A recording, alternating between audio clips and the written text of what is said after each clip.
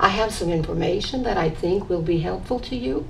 I believe this information may help you improve the relationships you have with some of our nursing staff.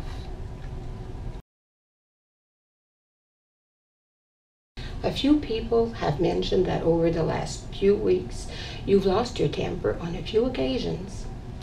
I understand you were pretty hard on two of our new grads who asked to clarify your orders. There are three things I'd like to talk with you.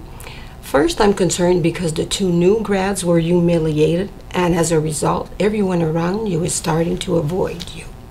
If people start avoiding you and decide not to clarify your orders because they might be yelled at, it could have a real and potentially serious impact on patients' care. Second, you know how hard it is to get nurses these days? We need to be patient with our new grads because they really have their pick when it comes to hospitals. And third, you know all the work that's been done around the code of conduct? Like it or not, our staff looks up to our doctors. It's not helpful when the doctors choose to violate the code.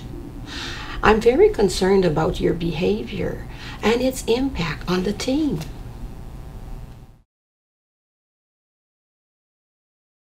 Dr. Campbell, I have so many questions to ask you. What are your thoughts about these issues? The situation involving the two new grads. What was your intention? What did you hope to achieve? And what are your thoughts on retaining nurses and our code of conduct?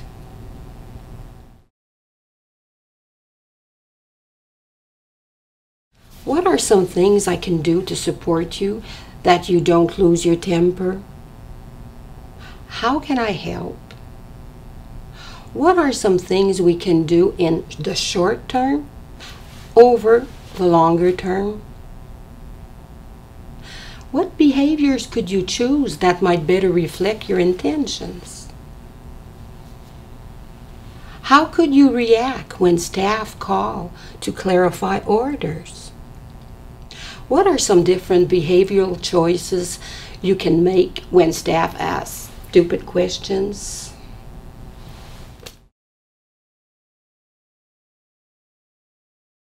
Our hospital has worked really hard over this last year to create a respectful workplace.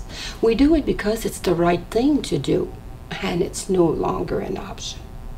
My expectation is that you will have collegial, respectful relationships with everyone you work with, regardless of their experience or their position on the healthcare team, and regardless of your personal circumstances or stresses.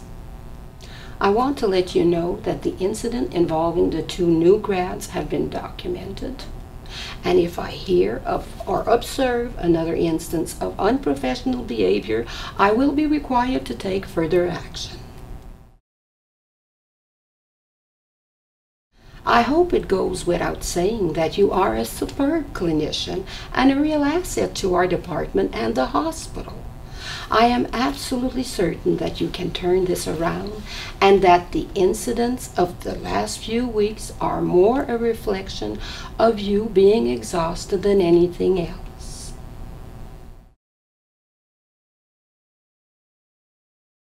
Dr. Campbell, I'll ask my assistants to set up a quick check-in meeting in 2 weeks' time. I want to be sure that I'm doing everything I can to help you have a great relationship with all your colleagues. Perhaps we need to revisit summer call coverage for your group. It's important that we try to share coverage better, so it's not all on your shoulders.